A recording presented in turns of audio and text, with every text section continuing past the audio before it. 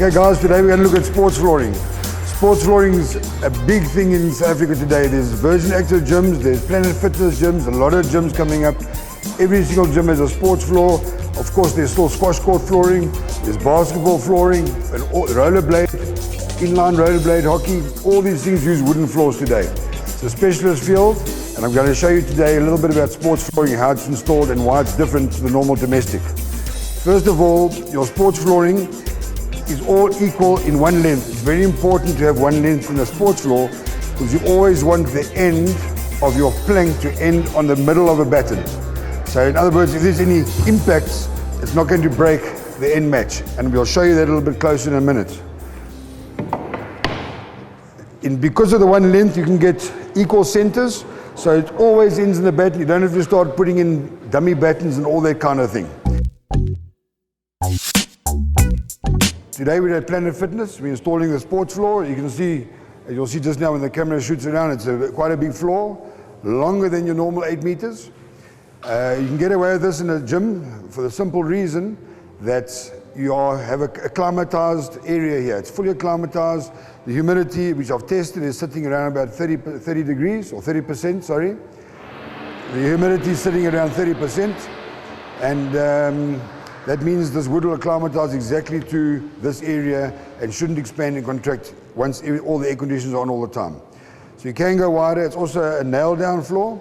It's best for sports floors as nail downs on battens. You can also do sports floors on other systems where there's elastic mats or where there's spongy mats, but generally the wooden floors are done with battens, the old-fashioned way of nail down.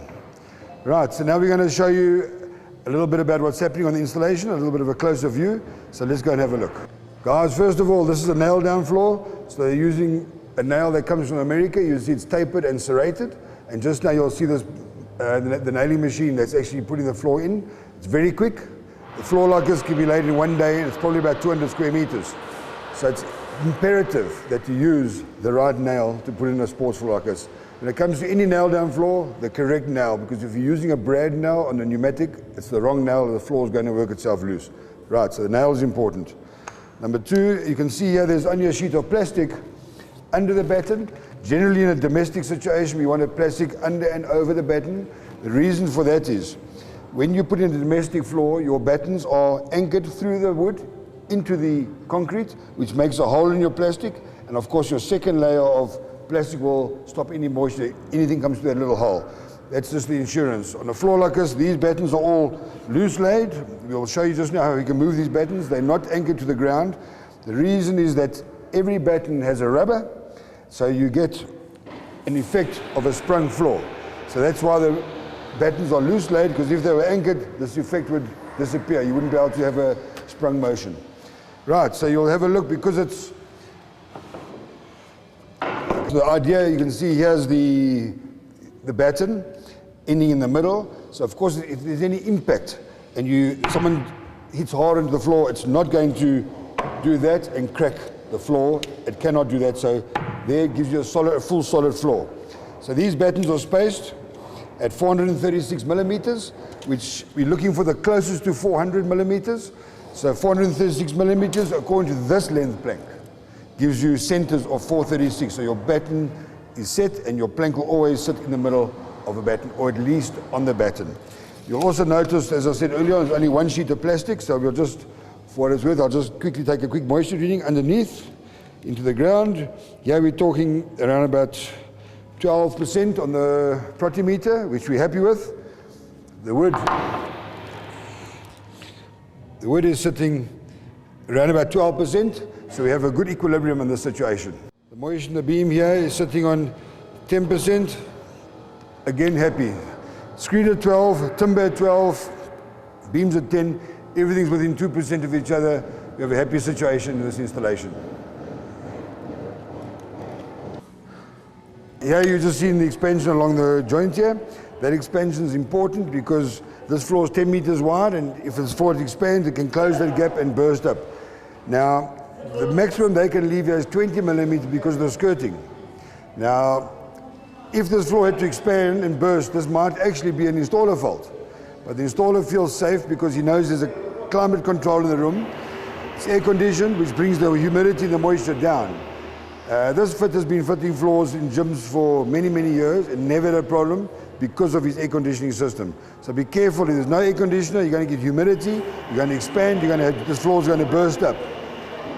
Installer feels safe, he's taking the responsibility of this. Because the skirting is only 20 millimeter, he's happy because of his climate control in the room, okay? As we said, this is a sports floor, and there's a special flooring made for sports flooring. First of all, it's got to be all one length. Normal timber, it's hard to get everything in one length, so the sports floor is normally a made-up floor. You can see the joints and the laminations. They can laminate this board to equal one length. So that gives the sports floor now one length, so your battens can be set at certain centers. Then, of course, if you can have a look at the edge of this, you'll see how thick this part is here. That's your resurface area on a sports floor. Sports floors take more of a pounding than a domestic floor, so you may need to resand and reseal more often. That's why you have an extra thick surface on a sports floor. Right, now we're going to do some nailing so you can see the floor actually going in. Let's go. Right, what you can see happening here is you've got one guy actually placing the timber, that's called racking the floor. Another guy knocking it in to make sure it's all tight. And here comes the last guy with a quarter nail hammer, and he's hitting it, and you can see the speed of that nail. Proper nail, countersunk at a speed. This whole room will be finished in one day, and it's over 200 square meters. Right, while he's marking and cutting that last plank, I just want to show you the end sits on the beam, never in the middle. Very important on a sports floor. Now this can also go for school halls, stages, or sports flooring where there's huge traffic, commercial wear. You can often do this, so you don't have a problem of the timber caving in under pressure and causing the top of the grooves to break out. So center of the batten, very important on the sports floor. I just wanted to show you the batten over here. You can see this batten. It's a 50 by 50 planed all round pound batten. Planed all round, that means it's always equal. Sometimes rough sawn timber is not always equal, but planed all round is equal. So the size is the same.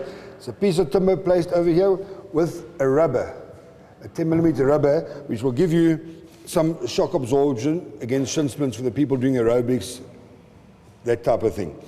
Very important, and you can see these battens are loose laid. There's no anchors in this batten whatsoever. That's why it doesn't pierce the plastic, and we're happy with one plastic, and this room is upstairs anyway. If you are worried about anything, please, then you can still use a double plastic. A quick point to show you here, because the battens are loose laid, they need to be one. Of course, you're not going to do one batten that's 10 meters long. Make a joint and put some timber on each side and nail it through to give it the strength, because it's loose laid. As you can see, it's loose. Guys, members of the association, we'd like all the installer members to have their teams accredited. There's two ways of doing that. Either you can credit on site, or you can credit at our venue and go through all the motions so we can pass you as an accredited installer. Difficult to do a sports floor in our situation, so we'd rather come to a site like we've done today. Today, Andrew is being tested here by Sandra, our secretary, and they will be accredited today for the sports floor. That's why the secretary is also here on this installation today.